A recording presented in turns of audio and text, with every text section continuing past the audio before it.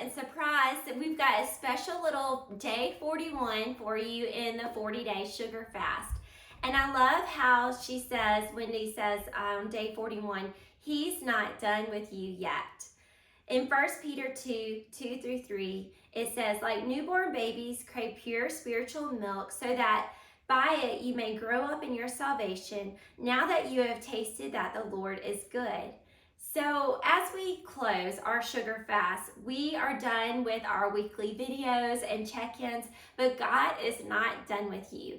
Use the tools and resources that you have learned over the past 40 days to draw near to Him. So continue to go to Him in prayer, continue to go to Him in fasting, and continue to go to Him in feasting. As we mentioned last week, live your life in a fasting mode. Life beyond the fast is kind of like it's backwards. So we're going to live more time fasting and then time feasting instead of thinking about sugar, and then a detox.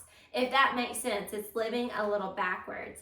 And in our Appendix A, in Life Beyond the Fast, Wendy shares these tips, and I'm going to quickly share them with you, which the first one was make your sugar fast a sugar-free lifestyle. So live backwards with your fast where your detox comes in after you have your sugar fast.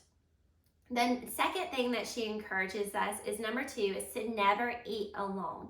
I really loved this because like her, often when I would bake a cake, I love to taste it. Or if it comes out of the oven and I've broken up the brownies, I will always nibble on the edges. Or I'll take a scoop of the cookie dough before it's laid out, or have a little bite of a cookie before everyone else has it. And sometimes I feel like that's me like taste testing to make sure it's okay.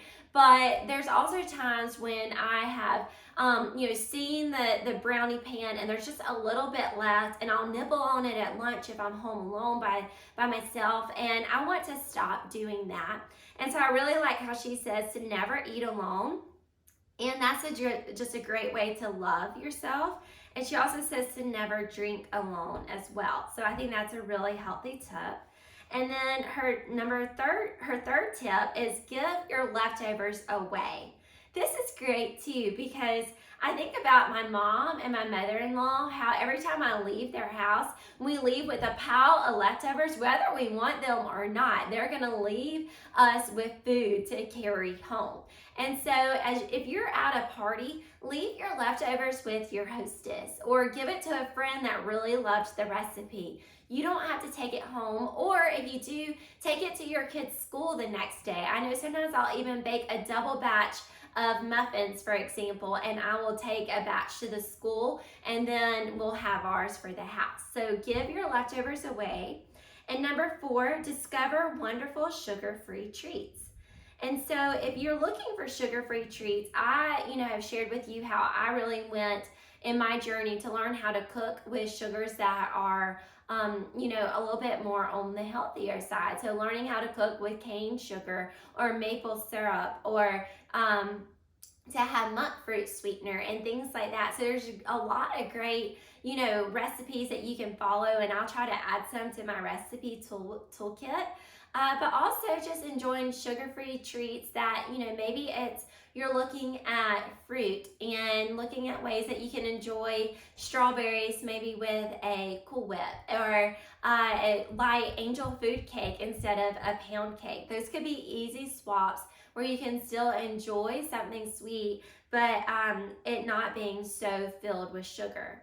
And then finally, number 5, join me again next year. I love this because the great thing about you being within our community is you have access to this. And so if you enjoyed the 40-day sugar fast and you want to wait a whole year to do it, great. But if you want to do this again in 6 weeks, you've got all the resources and materials within our toolkit. So join us and invite others. If you really liked it, invite a friend to do it with you next time. And I just want to say thank you again to everyone who participated in the 40-day sugar fast. And I'm also going to leave some more helpful resources for our Wellness Wednesdays of other books on fasting that have really helped me as I've learned more about the fasting lifestyle. I just want us to continue to remember that life is a journey, and we're supposed to draw near to the Lord, and we're not meant to live a life that is perfect all the time. We are meant to live a life of connection, not perfection.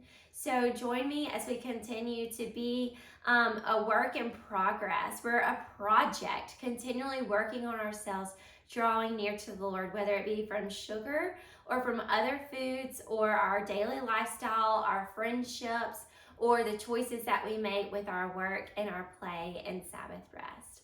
So thank you again for joining me for the 40-day sugar fast, and I'll talk to you real soon.